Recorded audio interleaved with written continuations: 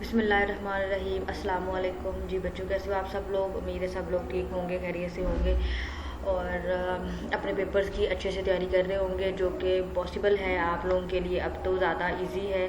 पहले आपके पास इसकी एक तो बुक भी नहीं है बॉटनी की, और दूसरी ये है कि आपके पास इसके कंटेंट भी नहीं होंगे, जो कि मुझे लग रहा है। ठीक है, तो कोशिश करें कि जो जो लेक्चर्स आपके आ रहे हैं उनको जो है वो अच्छे से गो थ्रू करें। और मुझे अभी याद आया कि आपके पास शायद कंटेंट नहीं होंगे बॉटनी के, तो मैं सोच रही थी कि मैं आपको बॉटनी के कंटेंट भी शेयर कर देती हूँ ये जो आपके असाइनमेंट के बाद। ठीक है, तो आप वो वाले टॉपिक्स हमने वैसे तो पहले किए हुए हैं वो सारे टॉपिक्स, तो आपने जो जो टॉपिक्स आपको समझ नहीं आ रहा होगा वो मैं बता दूंगी कहाँ से आपने करना है। ठीक है बच्चों, तो ये हमारा लेक्चर नंबर 17 है, जिसमें हमें चीज़ें डिस्कस करनी है। बहुत ही इजी हैं, बहुत ही आप लोगों को जो है वो इजीली समझ आ जाएंगी। हमने पहले इनको डिटेल में डिस्कस किया हुआ है।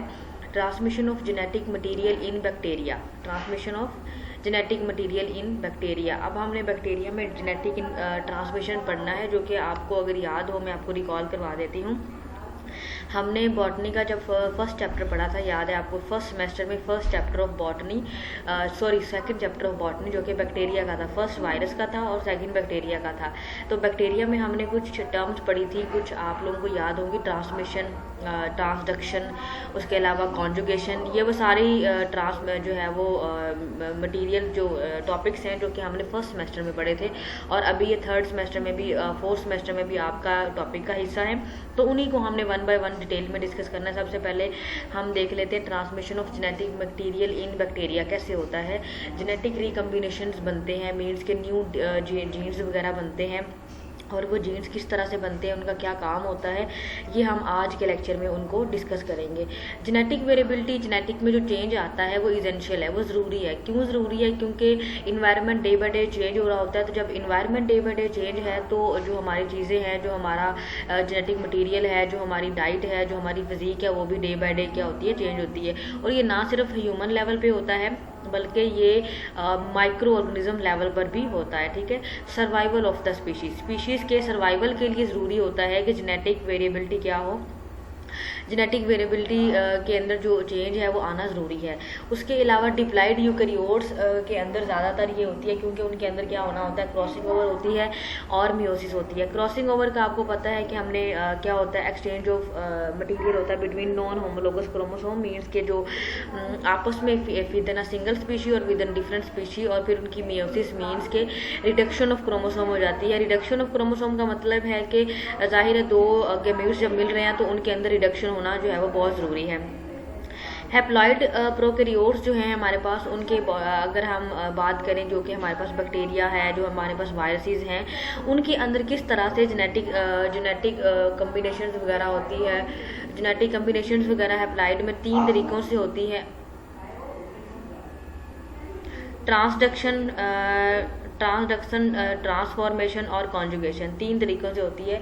क्योंकि हमारा कंसर्न यहाँ पे माइक्रो ऑर्गेनिज्म पे है, तो माइक्रो ऑर्गेनिज्म में 3 तरीक़ों से होती है, ट्रांसडक्शन, ट्रांसफॉर्मेशन और कॉन्जुगेशन। ये तीन तरीक़ों से होती है जो है हमारी बैक्टीरियाज में। तो इन 3 तरीक़ों को आज हमने डिस्कस करना है। तो सबसे पहला जो है हमारे पास वो है ट्रांसफॉर्मेशन। ट्रांसफॉर्मेशन क्या है कि एक्विशन ऑफ जो है वो एक्सोजीनस डीएनए।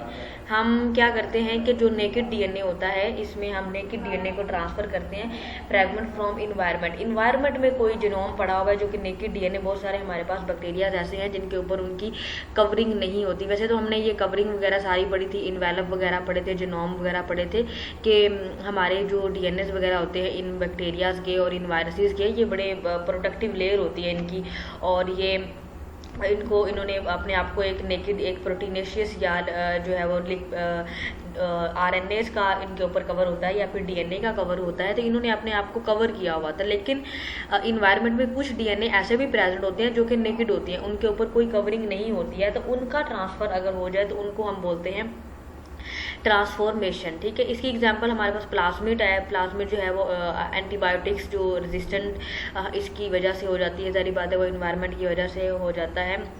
तो उसके अलावा है पेस्टिसाइड रेजिस्टेंस इन क्रॉप।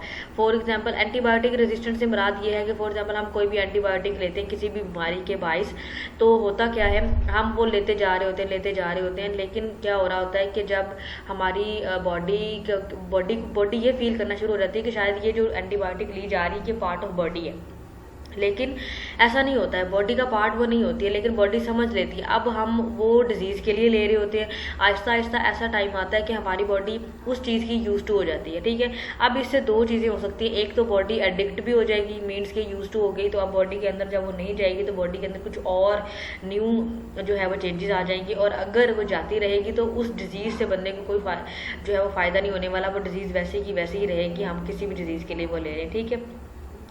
उसके अलावा है हमारे पास पेस्टिसाइड रेजिस्टेंस इन क्रॉप। इसमें हमारे पास क्या होता है कि पेस्टिसाइड मीन के जो हम स्प्रे वगैरह करते हैं, कि जो पेस्ट वगैरह होते हैं, जो छोटे छोटे इंसेक्ट्स वगैरह होते हैं जो हमारी क्रॉप को ख़राब कर रहे होते हैं, उनको जो है वो हम ख़त्म कर सकें। लेकिन अगर एक ही पेस्टिसाइड हम बार बार यूज़ करेंगे तो जो पेस्ट होते हैं, जो इंसेक्ट्स होते हैं, उनको उसकी स्मेल या उनकी जो टेस्ट है वो उसमें रेजिस्टेंस कॉज कर लेते हैं, मीन्स कि उनको कोई फ़र्क ही नहीं पड़ता, उनको कुछ नहीं हो रहा होता उस चीज़ से। इसमें हमारे पास जो एग्जांपल है वो है एजोबैक्टर, जो हमारे पास एग्जांपल है ये आ जाती है। उसके अलावा हॉरिजॉन्टल जीन ट्रांसफ़र, ये भी हम ट्रांसफॉर्मेशन में ही करते हैं। तो हम सबसे पहले ट्रांसफॉर्मेशन में देख लेते हैं। ये देखें, ये कोई नेगेटिव डीएनए हमारे इन्वायरमेंट में पड़ा होगा, ठीक है। क्लोनिंग एंड इसकी हम जो है वो डिज़ाइनिंग जीन कर सकते हैं, इसको अपनी मतलब डीएनए को लेकर बैक्टीरिया में इंट्रोड्यूस करके हम इसकी क्लोनिंग वगैरह में इनके नंबर ऑफ सेम कॉपीज़ बना सकते हैं। DNA extraction and location, DNA की जो है वो हमने देखना है कि उसकी लोकेशन कौन सी जीन है जो कंजर्व्ड है, जो कि हमें मतलब हमारी डिज़ायर्ड जीन है, ठीक है। और उसी को हम वो टिश्यूज़ के अंदर और डिफरेंट प्लांट ब्रीडिंग और उसके पर्पज़ के लिए भी हम यूज़ कर सकते हैं, आर्टिफिशियल के लिए भी यूज़ कर सकते हैं। आजकल तो वैसे ज़्यादातर जितनी भी चीज़ें यूज़ हो रही हैं वो आर्टिफिशियल के लिए ही यूज़ हो रही हैं, तो बेहतर है कि हम लोग जो है उन चीज़ों को भी अपने माइंड में रखें कि जो कौन सी चीज़ें हमें बेनिफिशियल देती हैं और उनकी वजह से हमें क्या क्या चीज़ें को क्वालिटी वाइज उनको बेहतर कर सकते हैं, क्वांटिटी वाइज बेहतर कर सकते हैं। तो ये नेचुरल प्रोसेस भी डीएनए के अंदर जो आ रहा है, उसके अंदर बैक्टीरिया के अंदर मौजूद है। तो सबसे पहला था ट्रांसफॉर्मेशन के डायरेक्ट जो नेकेड डीएनए है वो ट्रांसफ़र हो रहा है इन्वायरमेंट के जरिए, कहाँ किस में डीएनए में, ठीक, उसके अंदर बैक्टीरिया के अंदर। तो ये डीएनए ट्रांसफ़र हो जाता है और उसके अंदर हम आगे फर्दर मॉडिफिकेशन भी कर सकते हैं। नंबर 2 है हमारे पास जी ट्रांसडक्शन। तो ट्रांसडक्शन है जेनेटिक मटेरियल एक्सचेंज, किसी थर्ड पार्टी के जरिए हमने जेनेटिक मटेरियल को क्या करना है, एक्सचेंज करना है। वो थर्ड पार्टी क्या हो सकती है, वायरस भी हो सकती है, जिसको हमने बैक्टीरियोफेज, जो एक बिल्कुल आपको ये नज़र भी आ रहा है, ठीक है, बैक्टीरियोफेज लैम्डा, इसके ज़रिए भी हम इसको ट्रांसफ़र जो है वो कर सकते हैं। कोई भी थर्ड पार्टी, वो कोई बैक्टीरिया भी हो सकता है, तो हमने किसी थर्ड पार्टी के ज़रिए उसका जेनेटिक मटेरियल शिफ्ट करना है, इसको बोलते हैं ट्रांसडक्शन। अब ये 2-3 चीज़ें जो इसका कैरेक्टर है वो क्या है, non physical contact between bacteria, bacteria के अंदर कोई फिजिकल कॉन्टैक्ट नहीं होता है, ये सिर्फ थर्ड पार्टी ही उसके अंदर जो है वो शिफ्ट करती है। उसके अलावा प्रोमोट्स ड्रग रेजिस्टेंस, ये जो टॉपिक है, ये जो ट्रांसडक्शन है, ये क्या करती है, ड्रग रेजिस्टेंस को प्रमोट करती है। मीन के फॉर एग्जांपल जो ड्रग होती हैं वो हमारी बॉडी में रेजिस्टेंस कॉज कर देती हैं, तो ये उसको डील करती है। उसके अलावा हॉरिजॉन्टल जीन ट्रांसफ़र, ये भी इसके अंदर भी क्या होता है, हॉरिजॉन्टल जीन ट्रांसफ़र होता है। सबसे पहले ये वाला जो हिस्टोरिकल, अगर हम इसकी हिस्ट्री देख लें,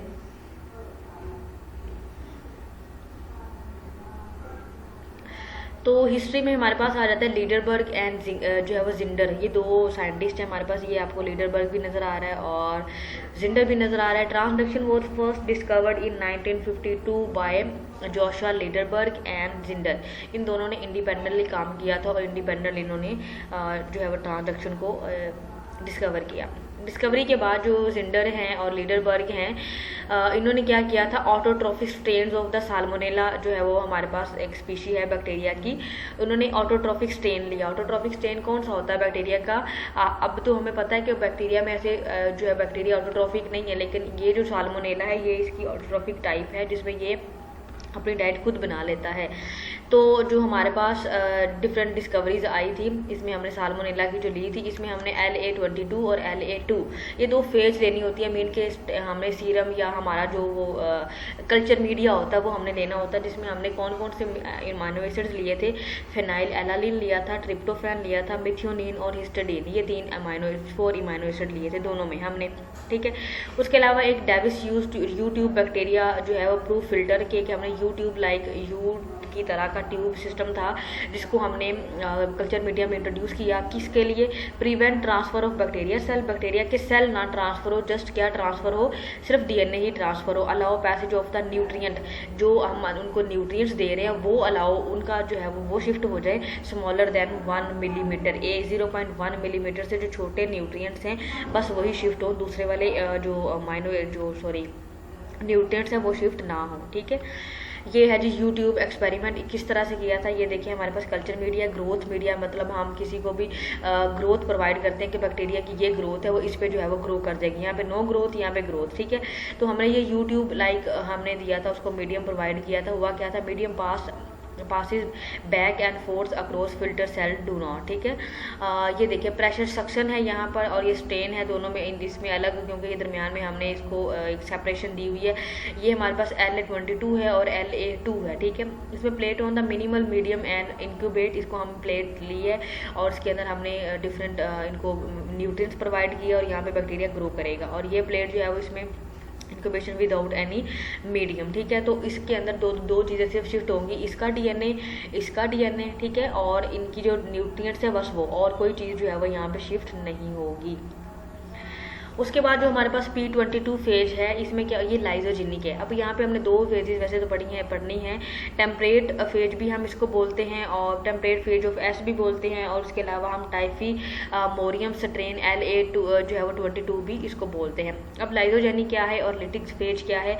लाइजोजेनिक होती है stable relationship between bacteriophage and host. ये क्या होता है, बैक्टीरिया का जो DNA होता है वो होस्ट के DNA के साथ इनकॉर्पोरेट हो जाता है, उसके DNA के साथ क्या हो जाता है, शिफ्ट, मतलब उसके DNA के साथ मिक्स हो जाता है, ठीक है। इसको हम बोलते हैं लाइजोजेनी, ठीक है। और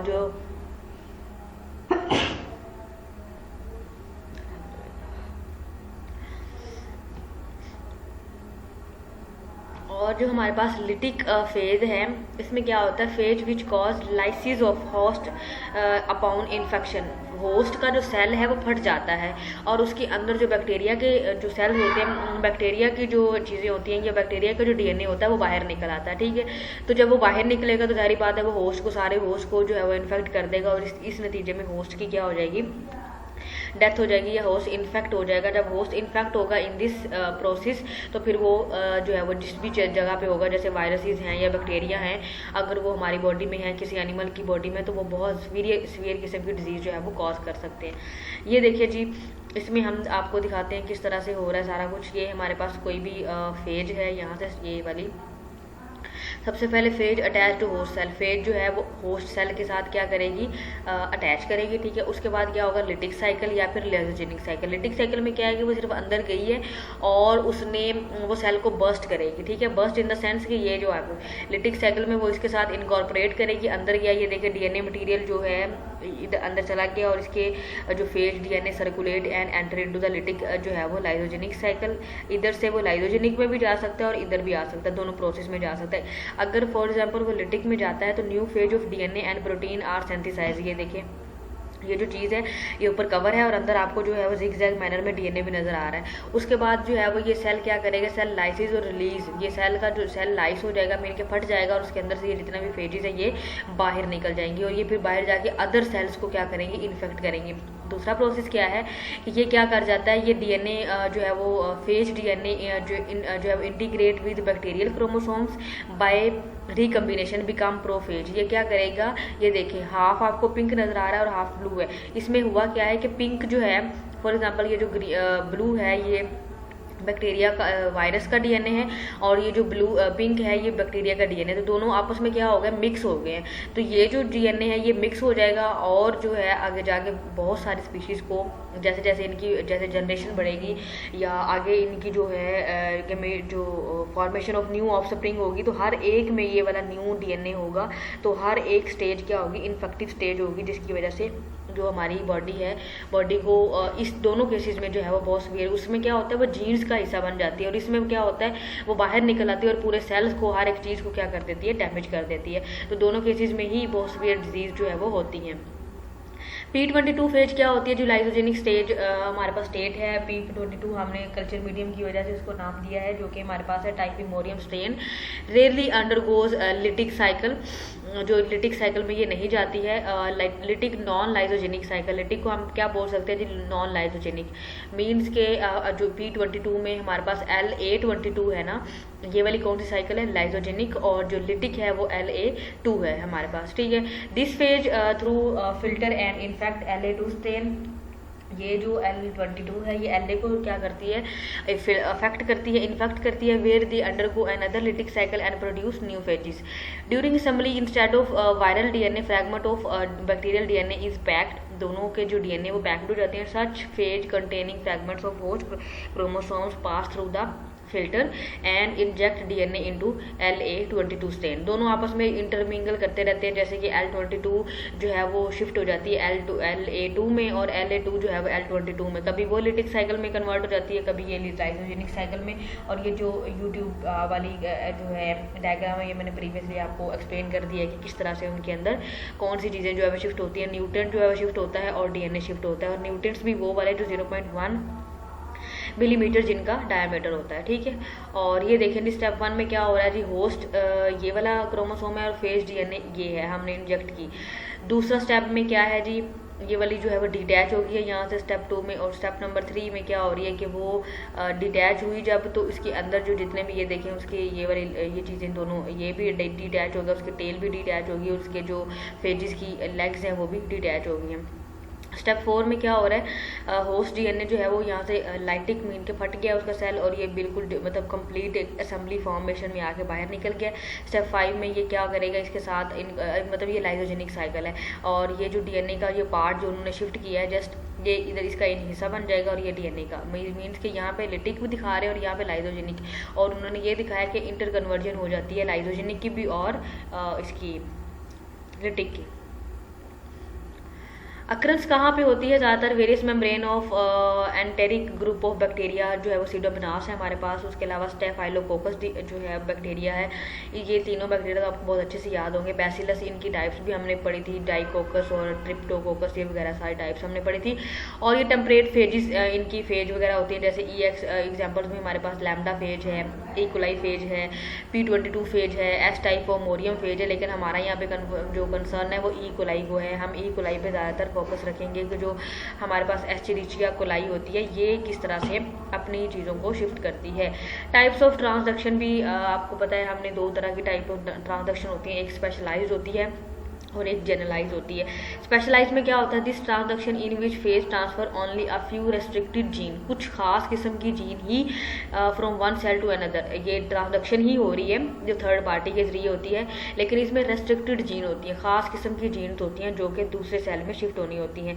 और जनरलाइज में क्या होता है, this transduction in which phage transfer on any fragment of bacteria, DNA जो होस्ट का बैक्टीरियल डीएनए उसका कोई भी फ्रैगमेंट जो है वो शिफ्ट कर देती है, इसको हम बोलते हैं जी जनरलाइज। और ये आपका इम्पोर्टेंट है, आपको ये लॉन्ग में आ सकता है ट्रांसडक्शन और ट्रांसलेशन जो है स्पेशलाइज और जनरलाइज।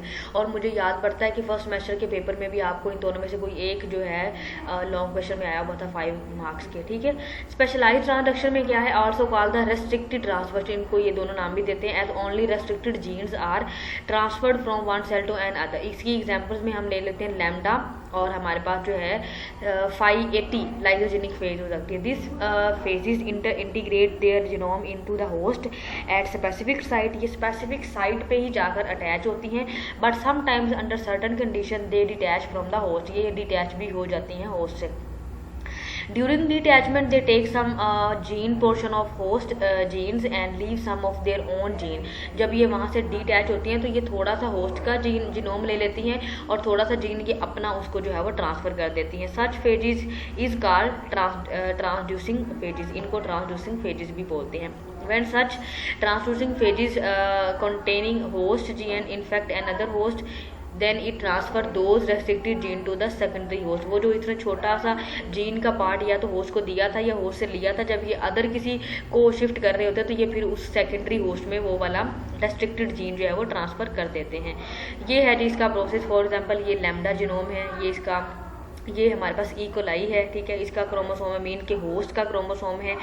और ये जेल जो है वो जीनोम है, जो कि फॉर द एक उन्होंने जेल मीडियम में इसको रखा हुआ है। होता क्या है जी, integration of viral DNA in the bacterial, virus की जो इंटीग्रेशन है वो बैक्टीरिया में हो रही है। तो ये देखें जो आपको रेड कलर का पार्ट नजर आ रहा है छोटा सा, ये क्या हो रहा है, प्रोफेज बन गई है। प्रोफेज वो फेज होती है जब हमारा जो होस्ट का डीएनए होता है वो हमारे जो गेस्ट का डीएनए होता है वो होस्ट में आके क्या कर लेता है, शिफ्ट कर लेता है। अब क्या होगा, इम्प्रॉपर एक्सेशन होगी, मीन के ये यहाँ से कट जाएगा। एक्सेशन के मतलब ये होता है, ठीक है। दो तरह के हमारे पास बनेंगे, फेज डीएनए जो है वो फेज डीएनए, बैक्टीरियल डीएनए। तो हमारे पास जो है वो ट्रांसडक्शन इन्वॉल्विंग बायोजीन, जेल जीन और न्यू। ये जो जेल थी मतलब ये इस तरह की बाहर वाली और इसके अंदर बायोजीन। बायोजीन में क्या है कि जो उसका पार्ट है मतलब ये जो डीएनए ये इधर इसका हिस्सा बन गया है, ठीक है। और या जेल जीन में क्या है कि हाफ तो वो बना है और हाफ ये जो हमारे पास मटेरियल था जेल लाइक उसका भी हिस्सा उसने जो है वो शिफ्ट कर लिया है इसके अंदर।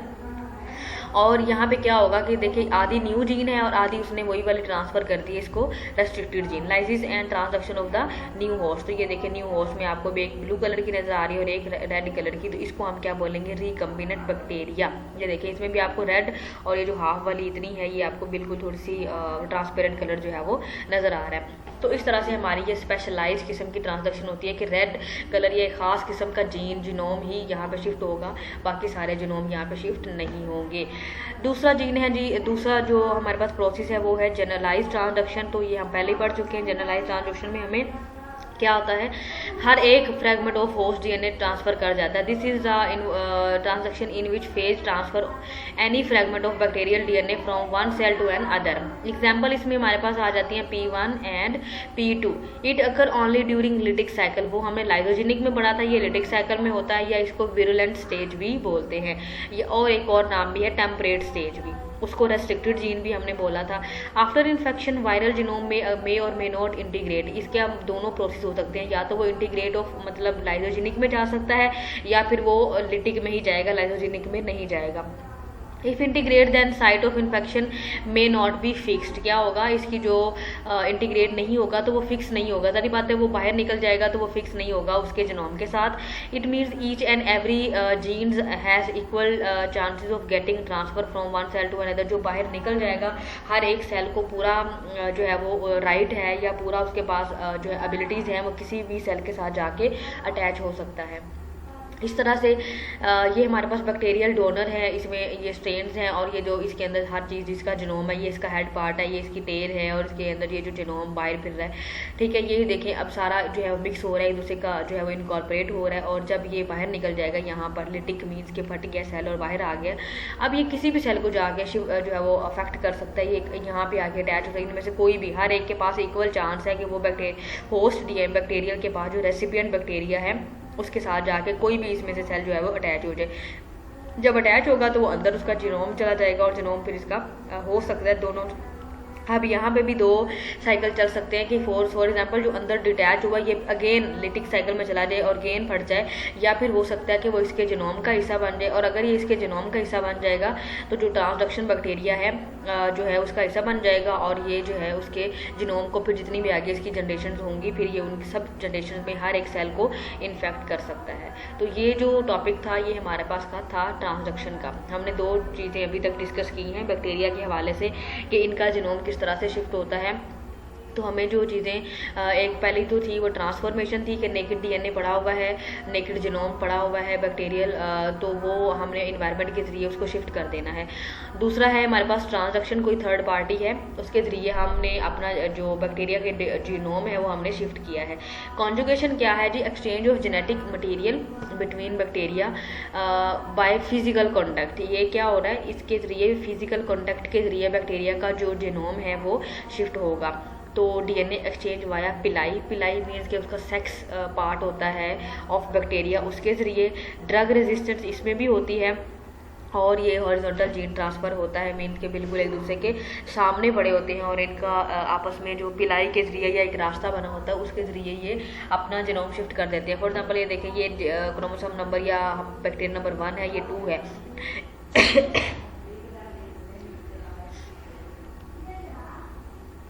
और ये देखिए इन्होंने आपस में एक ट्यूब लाइक कनेक्शन क्रिएट किया है यहाँ पे, जहाँ पे ये अपना एक दूसरे को सेगमेंट जो है वो शिफ्ट कर सकते हैं। तो अब ये देखें, ये सेगमेंट सिर्फ इसके पास था, अब ये दोनों के पास है। तो इसी तरह से डायरेक्ट कॉन्टैक्ट के ज़रिए ये फिजिकल कॉन्टैक्ट होता है और इसको पिलाई कॉन्टैक्ट भी बोलते हैं वाया। इसको हम देख लेते हैं कि ये सारे इसके अंदर क्या क्या रिक्वायरमेंट है और किस तरह से होता है।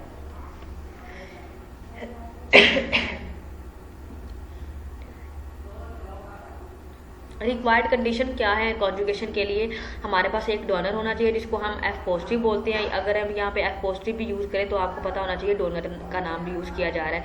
रेसिपिएंट जो होता है वो F नेगेटिव होता है।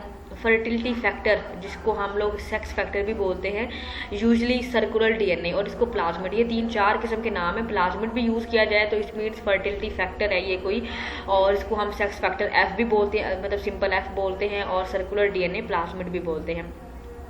क्लोज कॉन्टैक्ट होता है बिटवीन बैक्टीरियल सेल, दोनों सेल क्लोज किए होते हैं और इन्होंने आपस में एक जो है वो कॉन्जुगेशन टाइप जो है वो ट्यूब लाइक स्ट्रक्चर इन्होंने आपस में जनरेट करते हैं और फिर अपना मटेरियल जो है वो शिफ्ट कर देते हैं।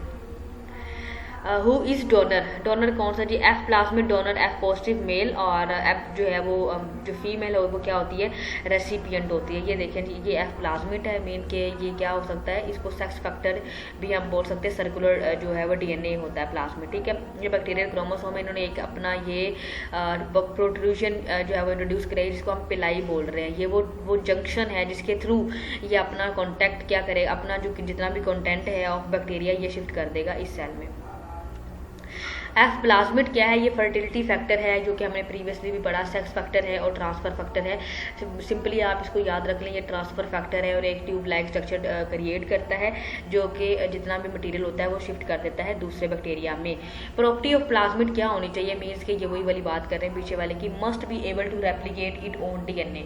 इसके अंदर इतनी कैपेसिटी होनी चाहिए ये अपने डीएनए को रेप्लीकेट कर सके। दूसरा, should be able to promote the synthesis of pili, ये पिलाई को क्या करे? पिलाई की सिंथेसिस कर सके। सारी बात है, पहले दोनों डीएनए स्ट्रेट होते हैं, ये देखिए कि यहाँ पे अगर हम बात करें तो पहले दोनों डीएनए यहाँ पे कोई जंक्शन नहीं होता, कोई भी ट्यूब लाइक स्ट्रक्चर नहीं होता ये बिल्कुल। तो यहाँ पे प्लाज्मिड की जो एबिलिटी है वो ये होनी चाहिए कि वो पिलाई को सेंथिसाइज कर सके। सारी बात है, उसने डीएनए अपना ट्रांसफ़र करना है तो पिलाई पहले सेंथिसाइज होगा, देन ही डीएनए ट्रांसफ़र होगा। F plasmid is not transferred from F plus two F plus, मतलब मेल टू मेल तो सारी बात नहीं शिफ्ट हो सकता है, मेल टू फीमेल जो है वो उसका मटीरियल जो है वो शिफ्ट होगा। तो ये इसकी जो है वो प्रॉपर्टीज़ है।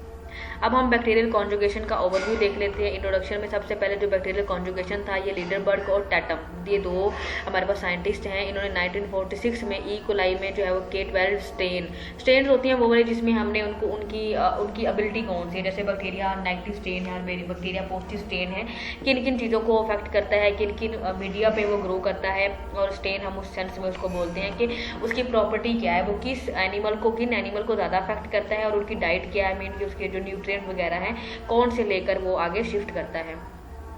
टर्मिनोलॉजीज जो हमने यूज़ करनी है वही वाली बात, डोनर जो है वो F पॉजिटिव होगा और ये फर्टिलिटी फैक्टर ये क्या करेगा? कंटेन जेनेटिक मटेरियल, इसके अंदर जेनेटिक मटेरियल होगा फॉर जीन्स के लिए, जीन एक्सचेंज के लिए, और इसको मेल सेल बोलते हैं। जो F नेगेटिव है ये no fertility factor, receives genetic material, इसके अंदर फर्टिलिटी फैक्टर नहीं होता। जो फीमेल है वो ट्यूब लाइक जो पिलाई स्ट्रक्चर है वो जनरेट नहीं कर सकती और उसको हम कहते हैं फीमेल इन बैक्टीरिया सेल्स।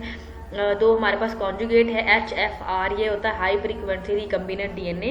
इसके रिजल्ट में क्या होता है? रिजल्टिंग जेनेटिक रिकम्बिनेशंस होती हैं और ट्रांसफर इंटायर जीनोम, पूरे का पूरा जीनोम ही शिफ्ट हो जाता है DNA when mixed with F negative. जब उसको एफ पॉजिटिव को एफ नेगेटिव के साथ जब उसकी पिलाई स्ट्रक्चर बन जाता है तो पूरे का पूरा डीएनए उसके अंदर जो है शिफ्ट हो जाता है, तो इसको हम क्या बोलते हैं, HFR, हाई फ्रीक्वेंसी कॉन्जुगेशन। ठीक है, उसके बाद हमारे पास सबसे पहला जो स्टेप है वो क्या है, सेल टू सेल कॉन्टैक्ट। सबसे पहले सेल का सेल के साथ कॉन्टैक्ट होना बहुत ज़रूरी है, तभी जाके वो क्या बनेगा, पिलाई फॉर्मेशन होगी। ठीक है, अब ये ज़रूरी नहीं है, इसको हम सेक्स पिलस भी बोल रहे हैं। अब ये ज़रूरी नहीं, वो कह रहे हैं 1 माइक्रोमीटर इनका डिस्टेंस होना चाहिए। ठीक है, इन दोनों आपका आपस में ज़्यादा डिस्टेंस नहीं होना चाहिए, क्योंकि अगर ज़्यादा डिस्टेंस होगा तो ये पिलाई दरमियान में से कोई लीकेज या कोई इस तरह का प्रोसेस भी हो सकता है। इसको formation of F bridge between two bacteria के दरमियान में हम इसको एफ ब्रिज भी कहते हैं, और ये अटैचमेंट के लिए होता है। जो विलाई है, विलाई तो इंटेस्टाइन्स में होता है, पिलाई ये होता है सिर्फ दोनों का आपस में कॉन्टैक्ट होता है। तो दोनों जब आपस में कॉन्टैक्ट करते हैं तो फिर आपस में क्या कर सकते हैं, अब ये दोनों, ये नहीं होता कि ये इसको दे दे अपना जिनोम और ये इसको दे दे। जो मेल है वही अपना जिनोम दूसरी तरफ जो है वो भेजेगा, और फिर वही वाला जिनोम मेल के पास भी होगा और फीमेल के पास भी होगा। मोबिलाइजेशन, जेनेटिक ट्रांसफ़र क्या करना है हमने, जो सिंगल स्टैंडर्ड डीएनए है, सिंगल सर्कुलर डीएनए, ये सर्कुलर फॉर्म में होता है, इनका सिंगल और सर्कुलर होता है। Target DNA is replicate in F positive. पहले जो टारगेट डीएनए होता है पहले वो एफ पॉजिटिव में रेप्लिकेट करता है, फिर genetic transfer of single circular DNA to F negative. फिर वो क्या करेगा, इसमें फॉर एग्जाम्पल ये पॉजिटिव है, ये देखिए ये आपको 2 नजर आ रहे हैं, एक नीचे पहले और एक ऊपर, और ये पहले रेप्लिकेट करेगा, सारी बात है, यहाँ पर भी रहेगा और फिर ये यहाँ पे शिफ्ट करके यहाँ पर भी आ जाएगा। ठीक है, तो ये दोनों अब इसके अंदर जिनोम चला गया, और ये एक जो है एक बायोलॉजिकल बुक मतलब इमेज लिया गया है कि किस तरह से एक्चुअली में, ये एक डायग्रामेटिकली है और ये एक्चुअल प्रोसेस की जो है वो पिक ली गई है इन माइक्रोस्कोप के, किस तरह से जो जिनोम है वो शिफ्ट हो रहा है उसकी बॉडी में। ठीक है, डीएनए सिंथेसिस जो है हमारे पास, synthesis of the complementary DNA. Complementary DNA कौन सा होता है, जो न्यू डीएनए बनता है। ठीक है, complementary DNA of stand of DNA are replicate in both F negative and F positive, दोनों में ही वो जो है वो उसकी रेप्लिकेशन होगी। Target DNA is incorporated into F negative genome. Target DNA जो होता है वो एफ नेगेटिव जिनोम में ही होता है। जैसी बात, ये देखो हमारे पास ये मेल है और इसमें इसकी जो हमारे पास मिथियोनिन है, इसमें ट्रिप्टोफैन है, लियोसिन है, मतलब अमाइनो एसिड्स इन्वॉल्व हो रहे हैं जो इसकी सिंथेसिस करेंगे। सारी बात है, अमाइनो एसिड के बगैर तो कोई भी सिंथेसिस नहीं होती, जो कि हमने डीएनए एप्लीकेशन पढ़ी इतनी डिटेल में, तो आपको उसके अलावा जेनेटिक कोडोन्स हमने पढ़े इतनी डिटेल में, तो ये सारी चीज़ें जो हमने पढ़ी हैं ये डीएनए सिंथेसिस में और डीएनए के जो न्यू कॉम्बिनेशंस बनते हैं उनके लिए बहुत ज़्यादा ज़रूरी होती है।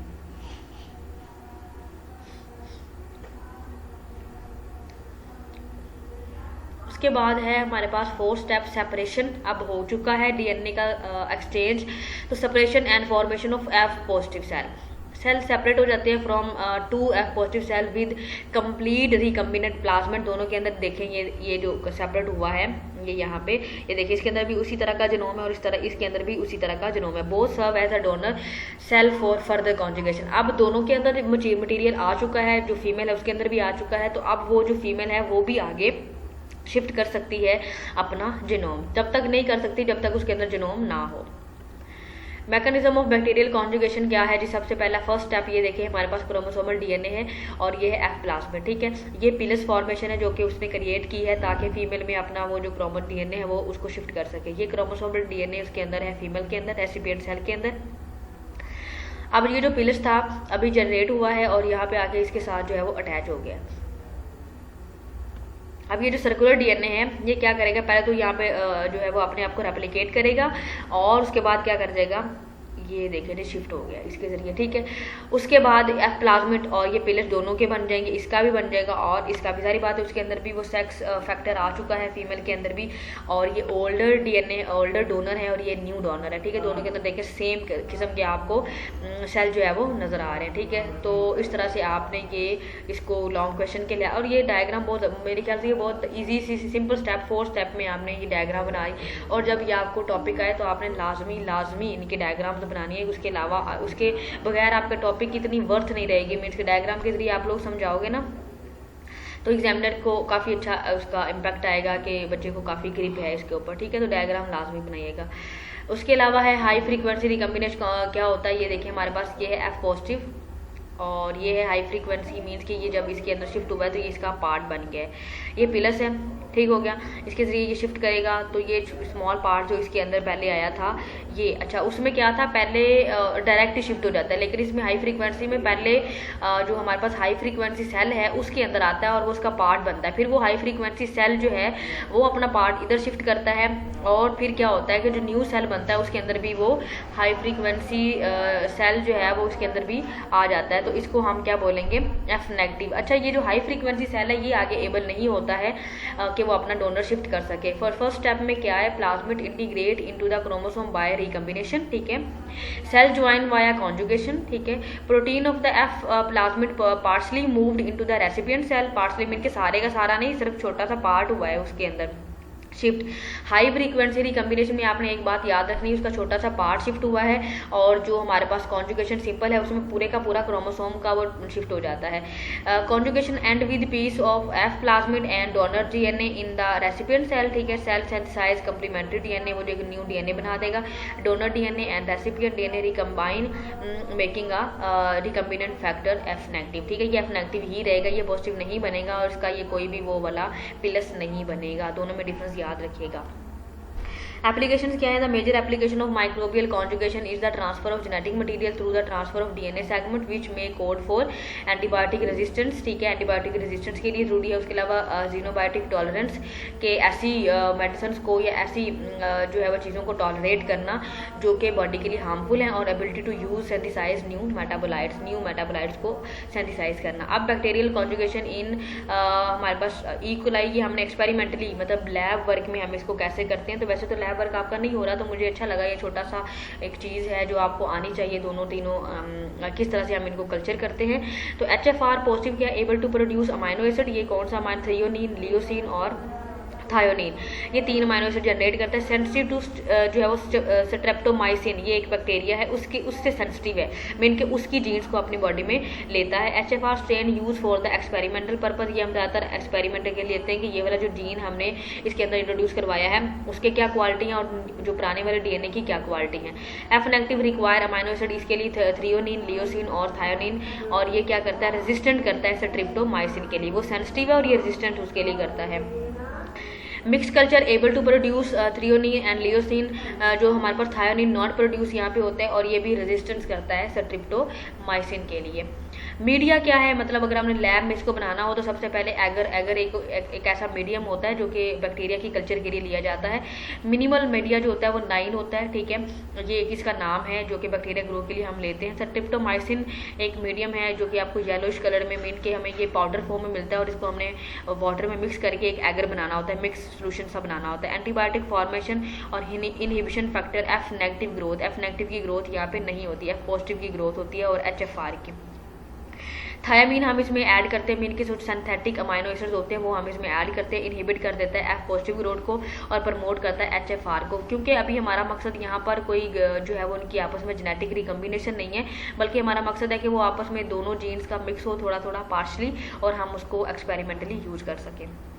प्रोसीजर क्या है जी, सबसे पहले तो हमने मिक्स करना है एफ नेगेटिव को और एफ पॉजिटिव को, ठीक है। इनको वेट करेंगे 37 water bath for proper conjugation, और 30 मिनट इसके लिए टाइम रिक्वायर है। वर्टेक्स 2 मिनट जो है वो टर्मिनेट जेनेटिक जो है वो ट्रांसफ़र। उसके अलावा जो है वो सेंट्रीफ्यूज डीएनए पैलेट फॉर्मेशन बन जाएगी, और जब ये मतलब सारी बात उसको इंक्यूबेट करेंगे तो ये एक बिल्कुल सॉलिड लाइक स्ट्रक्चर बन जाएगा। रिमूवल ऑफ सुपरनेट चीज़ें वो वाली होती हैं जो कि जो है वो मिक्स उसके अंदर जो है वो इम्प्योरिटीज़ वगैरह कॉज कर रहे होते हैं। रीसस्पेंशन विद M9 ब्रॉथ, ये ब्रॉथ मीडियम होता है लिक्विड किस्म का, ये उसको क्या करता है, जेली फॉर्मेशन में रखता है, मीन कि उसको सॉलिड नहीं होने देता। Plated on M9ST eager plate, ये इसी नाम से इनके नाम है, ये एगर मिलते हैं, सोल्यूशंस मिलते हैं। इनक्यूबेट एट 37 फॉर 48 आवर्स, हमने 48 के आवर के लिए उसको इनक्यूबेट कर देना 37 के, और इसके लिए हमें वैसे इनक्यूबेटर चाहिए होता है, लेकिन क्योंकि हर वक्त 37 डिग्री नहीं रहता है बाहर का टेम्परेचर हमारा इन्वायरमेंट में, तो हमें 37 जब हम इसको करेंगे तो हमें सबसे पहले इंक्यूबेट जो है वो इंक्यूबेटर चाहिए होता है। इसके रिजल्ट क्या आते हैं हमारे पास, जो HFR पॉजिटिव है, no growth, sensitive to antibiotics, ठीक है। है, ये इसके अंदर कोई ग्रोथ नहीं है, ठीक है। F नेगेटिव इसके अंदर क्या है, no growth, absence of amino acid, कोई ये जो आपको नजर आ रहे थे ये अमाइनो एसिड्स थे, ठीक है। और यहाँ पे कोई अमाइनो एसिड्स भी नजर नहीं आ रहे। मिक्स कल्चर ग्रोथ में क्या हो रहा है जी, threonine and leucine antibiotic resistance आपको एक काफ़ी किस्म के, जब आप इसको माइक्रोस्कोप के नीचे देखोगे ना तो आपको ये काफ़ी उसके अंदर जो है वो एंटीबायोटिक्स और मतलब अमाइनो एसिड की स्ट्रक्चर नजर आएगी। और ये आपको कैसे पता चलेगा ये अमाइनो एसिड है, तो हम पहले उसको अमाइनो एसिड का टाइप देखेंगे कि थ्रियोनिन की टाइप किस तरह से होती है, वो अमाइनो एसिड की शेप क्या होती है, फिर हम उसको यहाँ पे देखेंगे। बिल्कुल उसी तरह से जैसे आपको मेटाफेज स्टेज और एनाफेज स्टेज, टीलोफेज स्टेज आपको उस सेल्स में नज़र आती है, उसी तरह से यहाँ पे भी आपको कल्चर मीडिया में भी नज़र आ जाएगी, ठीक है। तो ये था हमारा आज का टॉपिक। होपफुली आपको ये टॉपिक अच्छे से समझ आ चुका होगा, क्योंकि बहुत ब्रीफली, बहुत सिंपल वर्ड्स में मैंने इन तीनों टॉपिक्स को यहाँ पर जो है वो मर्ज करके आपको समझाने की कोशिश की है। होपफुली आपको प्रीवियस जो टॉपिक, जो आपका नॉलेज है वो भी यहाँ पे आपको पता चल गया होगा, रिकॉल मैंने करवाया है आपको। आपने जब ये टॉपिक आप पढ़ेंगे तो आपको ज़रूर याद आएगा कि हमने फर्स्ट सेमेस्टर में ये चीज़ें पढ़ी हैं। और अगर आपने ये टॉपिक जो है वो इसको पढ़ना हो कि आपके पास बुक नहीं है, तो आप अपनी बॉटनी की फर्स्ट सेमेस्टर वाली बुक जो कि आप वो उसमें से देख सकते हैं। ये टॉपिक उधर से है, आप वो टॉपिक, ये वाला टॉपिक वहाँ से लाजमी करिएगा। और अगर कुछ भी समझ ना आए इसमें तो आप मुझसे पूछ सकते हैं। ओके बच्चों, अपना बहुत सारा ख्याल रखिएगा। अल्लाह हाफिज़।